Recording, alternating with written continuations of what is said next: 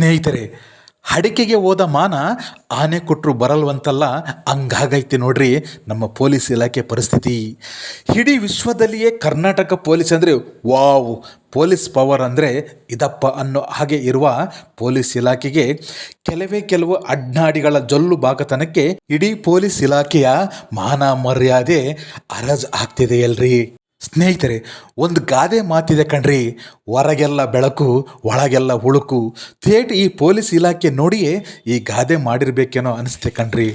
ನಮ್ಮ ಪೊಲೀಸ್ ಇಲಾಖೆಯಲ್ಲಿ ಎಷ್ಟೊಂದು ಪ್ರಾಮಾಣಿಕ ಅಧಿಕಾರಿಗಳಿದ್ದಾರೆ, ಜೀವನವನ್ನೇ ಪಣಕ್ಕಿಟ್ಟು ಹೋರಾಟ ಮಾಡುವಂಥ ಧೈರ್ಯಶಾಲಿಗಳಿದ್ದಾರೆ.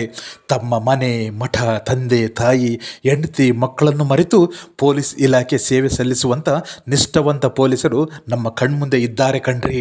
ಅವನ್ಯಾವನು ಮಿನಿಸ್ಟ್ರು ಬಂದರು, ಇವನ್ಯಾವನು ರೈಲಿಗೆ ತಲೆ ಕೊಟ್ಟರು, ಯಾರೋ ನೇಣು ಹಾಕ್ಕೊಂಡ್ರು, ಇವು ಯಾವ ಹಸಿ ಬಿಸಿ ಜೋಡಿ ಓಡೋದ್ರು, ಆ ಮಠದಲ್ಲೇನೋ ಬಳೆ ಶಬ್ದ ಕೇಳಿಸಿದ್ರು, ಕಾಲೇಜ್ ಸ್ಟ್ರೈಕ್, ಜನರ ಸ್ಟ್ರೈಕ್, ಪಕ್ಷಗಳ ಸ್ಟ್ರೈಕ್, ಮೂರ್ಖ ಬಿಟ್ಟ ಜನಪ್ರತಿನಿಧಿಗಳ ಸ್ಟ್ರೈಕ್, ಅಕ್ಕನ ಮಗಳನ್ನ ಅಳಿಯ ಓಡಿಸ್ಕೊಂಡು ಹೋದ್ರು, ಸೈಕಲ್ ಕಾರಿಗೆ ಡಿಕ್ಕಿ ಹೊಡೆದ್ರು, ಅಲ್ಲಿಗೆ ಪೊಲೀಸರು ಬೇಕೇ ಕಣ್ರಿ. ಇನ್ನು ಬ್ಲಾಕ್ ದಂಧೆಕೋರರನ್ನ ಹಿಡಿಯೋಕೆ, ಓಸಿ ಬರೆಯೋರನ್ನ ಹಿಡಿಯೋಕೆ ಅದು ಬಿಡ್ರಿ, CM ಒಬ್ಬ ನಡುರಾತ್ರಿ ಚಾಮುಂಡಿ ಬೆಟ್ಟದಾಗೆ ಜಿಂಗಿ ಚಕ್ಕ ಮಾಡ್ತಿದ್ರು, ಅದನ್ನು ಕಾಯೋಕೆ.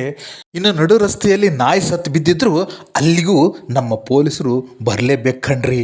ಪೊಲೀಸ್ ಕೆಲಸ ಅಂದರೆ ಬೇಡಪ್ಪ ಬೇಡ, ಈ ಪೊಲೀಸ್ ಕೆಲಸನೇ ಬೇಡ ಅನ್ನೋ ಸ್ಥಿತಿಗೆ ನಮ್ಮ ನಿಷ್ಠಾವಂತ ಪೊಲೀಸರು ಬಂದುಬಿಟ್ಟಿದ್ದಾರೆ ಕಣ್ರಿ. ನಮ್ಮ ಪೊಲೀಸ್ ಇಲಾಖೆಯಲ್ಲಿ ಪ್ರಾಮಾಣಿಕ ನಿಷ್ಠಾವಂತ ಪೊಲೀಸ್ ಅಧಿಕಾರಿಗಳಿದ್ದಾರೆ. ಕರ್ತವ್ಯವೇ ದೇವರೆಂದು ಕೆಲಸ ನಿರ್ವಹಿಸುವ ಪೊಲೀಸರು ಇದ್ದಾರೆ.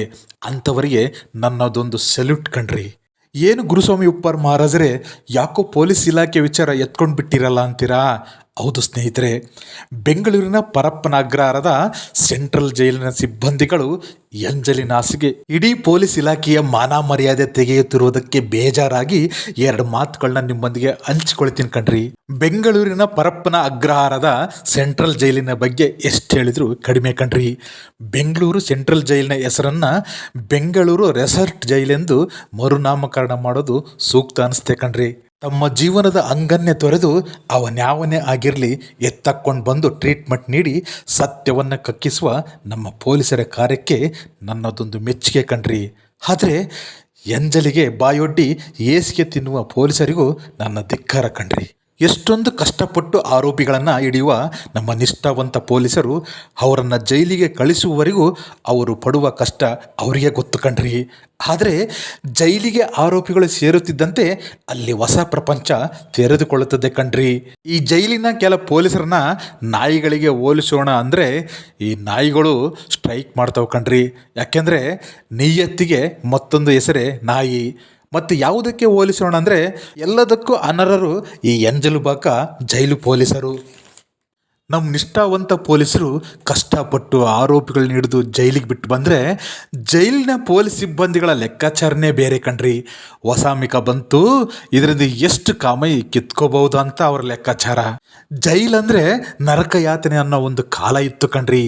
ಈಗ ನೀ ಏನೇ ಮಾಡಿ ಜೈಲಿಗೆ ಹೋದ್ರೂ ದುಡ್ಡೊಂದಿದ್ರೆ ಸಾಕು ಕಣ್ರಿ. ದುನಿಯಾ ಕಣ್ರಿ, ದುನಿಯಾ. ಜೈಲ್ಗಳೇ ಈಗ ರೆಸಾರ್ಟ್ ಆಗಿ ಬದಲಾಗ್ತಿವೆ ಕಣ್ರಿ. ಎಷ್ಟೊಂದು ಗಬ್ಬೆದ್ದು ಹೋಗಿದೆ ನಮ್ಮ ಜೈಲು ವ್ಯವಸ್ಥೆ ಅಲ್ವಾ.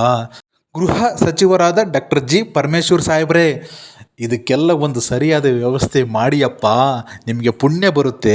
ಇಲ್ಲಿ ನಾನು ದರ್ಶನ್ ಬಗ್ಗೆ ಪ್ರಜ್ವಲ್ ರೇವಣ್ಣ ಬಗ್ಗೆ ಅಷ್ಟೇ ಹೇಳ್ತಿಲ್ಲ ಕಣ್ರಿ. ದುಡ್ಡಿದ್ರೆ ಎಲ್ರಿಗೂ ಜೈಲಲ್ಲಿ ವ್ಯವಸ್ಥೆ ಸಿಗುತ್ತೆ ಕಣ್ರಿ. ದರ್ಶನ್ ಒಬ್ಬ ಸೆಲೆಬ್ರಿಟಿ, ಪ್ರಜ್ವಲ್ ರೇವಣ್ಣ ಒಬ್ಬ ರಾಜಕಾರಣಿ. ಅದಕ್ಕೆ ಕಣ್ರಿ ಅವರಿಗೆ ಹೆಚ್ಚಿಗೆ ಪ್ರಚಾರ ಸಿಗುತ್ತೆ ಅಷ್ಟೇ ಕಣ್ರಿ. ಜೈಲಲ್ಲಿ ದುಡ್ಡಿದ್ರೆ ಮಾತ್ರ ದುನಿಯಾ ಕಣ್ರಿ, ದುನಿಯಾ.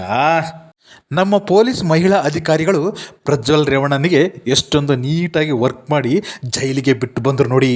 ಇನ್ನು ಈ ದರ್ಶನನ್ನು ನಿಷ್ಠಾವಂತ ಪೊಲೀಸ್ ಅಧಿಕಾರಿ ಎಷ್ಟೇ ಒತ್ತಡ ಬಂದರೂ ಜೈಲಿಗೆ ತಳ್ಳಿ ಬಂದರು. ಇಂಥವರ ಶ್ರಮ ಹೊಳೆಯಲ್ಲಿ ಹುಣಸೆ ಹಣ್ಣು ತೊಳೆದಂಗೆ ಆಗುತ್ತೆ ಅಲ್ವೇ ಸ್ನೇಹಿತರೆ. ಬೆಂಗಳೂರು ಸೆಂಟ್ರಲ್ ಜೈಲಲ್ಲಿ ಹಂಗಾಗ್ತತೆ ಹಿಂಗಾಗ್ತೈತಿ ಅಂತ ಬೊಗಳೆ ಬಿಡ್ತಿದ್ರಲ್ಲ ಈ ದೊಡ್ಡ ಜನಪ್ರತಿನಿಧಿಗಳು. ಇದಕ್ಕೆಲ್ಲ ಮೂಲ ಕಾರಣ ಇವರೇ ಸ್ನೇಹಿತರೆ. ಈ ವಿಚಾರದಲ್ಲಿ ಎಲ್ಲ ಪಕ್ಷದವರು ಅಣ್ಣ ತಮ್ಮಂದಿರೂ ಕಣ್ರಿ ಸ್ನೇಹಿತರೆ. ಒಂದು ವಿಚಾರ, ಇನ್ನು ಮುಂದೆ ಎಲ್ಲ ಜೈಲುಗಳಿಗೆ ಮಹಿಳಾ ಪೊಲೀಸ್ ಸಿಬ್ಬಂದಿಗಳನ್ನು ನೇಮಿಸಿದರೆ ಹೆಂಗೆ? ಸ್ವಲ್ಪ ದಿನ ಟ್ರಯಲ್ ಮಾಡ್ಬೋದಾ? ಗೃಹ ಸಚಿವರಾದ ಡಾಕ್ಟರ್ ಜಿ ಪರಮೇಶ್ವರ್ ಸಾಹೇಬ್ರೆ ನೀವೇನಂತೀರಾ? ಸೂಪರ್ CM ಸಿದ್ದರಾಮಯ್ಯ ಸಾಹೇಬ್ರೆ ತಾವೇನಂತೀರಾ?